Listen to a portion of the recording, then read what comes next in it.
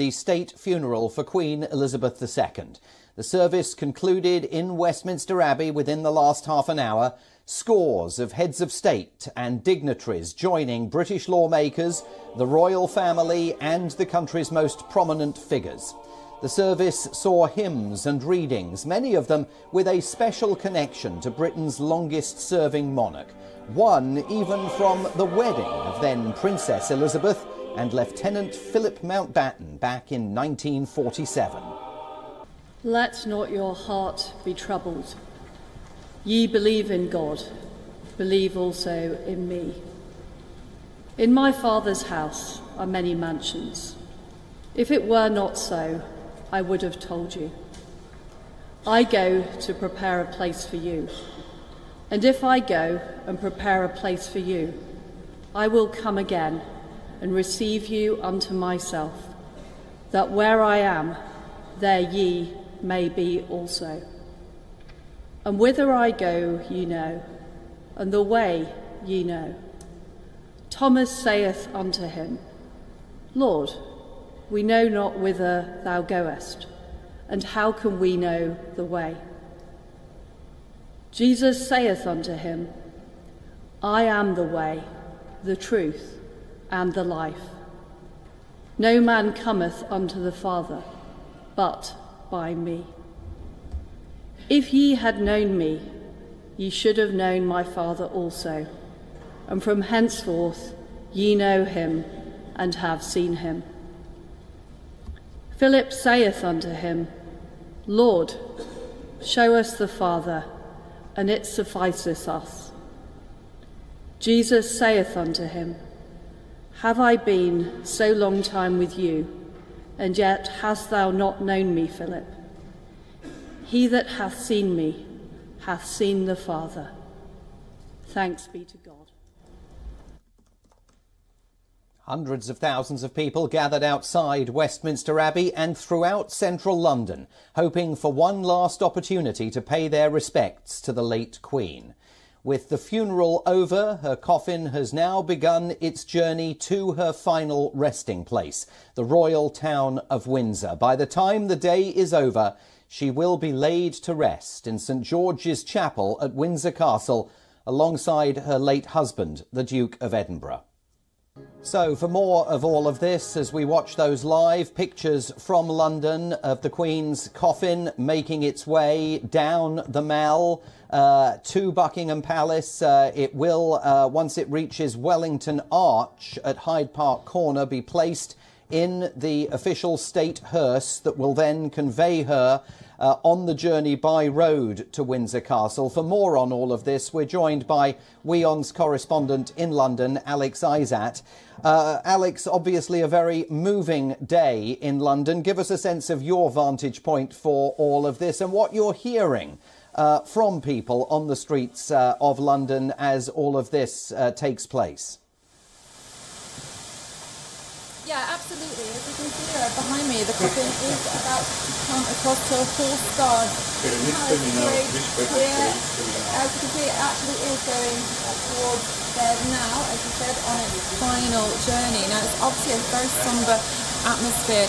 Everyone is paying their respects to the Queen as the coffin passes by. It's been quite quiet, in fact. Obviously, the sound of bells has been ringing out from the towers to mark the end of the ceremony, and as the procession goes by, there has been drummers and there has been a lot of noise from the groups themselves. However, the people are quite quiet, just seeing that moment as she passes and paying their final respects as she continues in the coffin down to Wellington Arch, as you said, before she heads into the car over to Windsor. And Alex, give us a sense of the sort of the transition that is taking place today, because this, of course, is the funeral of Britain's longest-serving monarch, but another major moment in terms of the transition to Britain's new monarch, King Charles III. Absolutely. Well, King Charles became the king as soon as Queen Elizabeth passed. And although it has been officially recognised by the Council and the Parliament, he won't have a ceremony until the summer next year. But he has been for quite a while being the right-hand man to the Queen. He did take on a lot of responsibilities, and in the past year he stood in for her on a number of occasions. So it has been quite seamless for him to take forward what she was pushing towards the end of her life as he goes and continues his now new jubilation as King Charles III. Of course, there'll be a lot of changes, but at the moment he will be mourning. They've done a lot of meeting and greeting for the last 10 days after the Queen passed. So there will be a time when he'll actually stop and mourn his mother passing.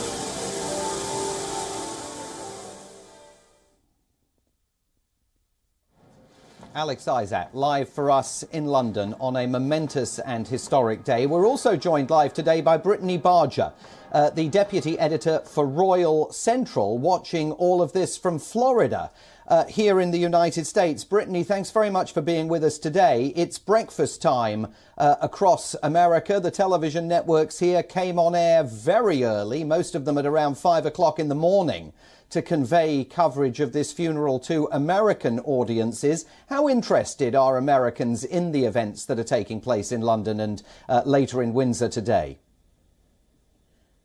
I think that people are very interested in what's taking place today. Otherwise, we wouldn't be having all of the news agencies, Fox News, CNN, MSNBC, covering this from so early in the morning. The Queen was very much admired here.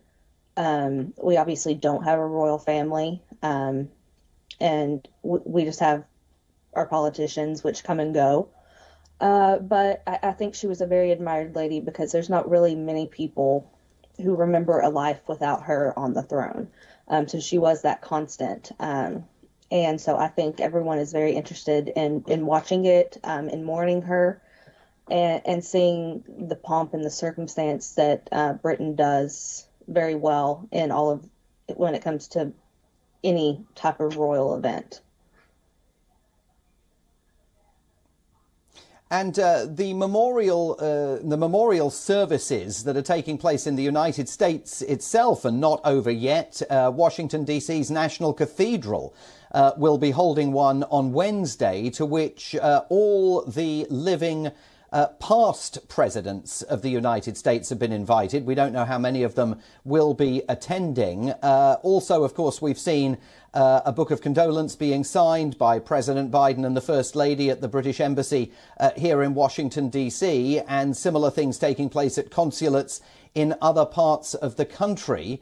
And yet, of course, there are those Americans that have argued that because the country ditched the royal family in 1776, this sort of interest that Americans take in royal affairs in the UK is misplaced and runs counter to America's sense of being a republic. I think that everyone has a right to their own opinion on that. However, I think that people need to remember that the UK is our closest ally. We do have that special relationship with them. They have been at our side for many things. When we had 9/11, the Queen had the Changing of the Guard played our national anthem. She actually sung our national anthem at a memorial service. She has been very respectful to us, and I think that as Americans, we should be respectful to her and to her family in this situation. She was a very good lady who had to lead her family and her country through very troubling times. So I think she's someone that we can respect. And we need to remember that this is a family that is in mourning. Yes, they're a royal family, but they are a family and they're in mourning. So to say anything negative about that is misplaced. Brittany Barger, Deputy Editor of Royal Central, joining us from Florida today. Thanks very much for being with us. We are going to stay in the UK now, where the Queen's funeral has led to a week-long pause in political activity while the nation is in mourning. But with that period of mourning now beginning to come to an end, normal business will, of course, resume.